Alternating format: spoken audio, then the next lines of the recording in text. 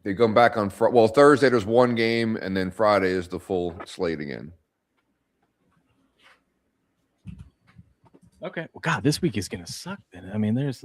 Yeah, I'm not doing any shows till Friday. This is where I'm going to start putting all my shit together for and getting geared up for football season. I'm going to start clipping videos and all that kind of shit, and get a little system down that we've been working on. Hopefully, we can transpire it to football. Well, don't worry. There's a lot of these massive totals that a lot are on the under, and they never move them at all. Yeah. Don't worry. To the viewers out there, we will be talking football all week on this show. I'll come in if you want me to come in during the week, but I won't be doing. I have no shows to do. There's no reason for it. I'm not going to bet on the All-Star game, so I just No, I stay away from that. And I'll probably just be looking at some WNBA and then wait for later on during the week when the Canadian Football League starts back up again. Oh, Ghost, the other one, Indians at the Fish. Yeah, I was total looking at that. 8 to 7.5, 64% of the tickets, 99% of the money's on the over. Yeah, I was looking at that game going under the total. Yeah. Yeah, you're the only one I know that actually talks about and bets on the WNBA. Good for you, though. He swore off it for a little while, but now he's back. Yeah. And Canadian Football League has been good this weekend. I mean, I lost one game and I won the last two. There we go. I had the over last night, and the night before I had the underdog one outright. Then yesterday there was on that game last night, the money line was all in favor. It was all it was like plus 3.5 minus like 115 at one time, and then all of a sudden it flipped and went to minus 3.5 minus 115, and the favorite won outright. Yep.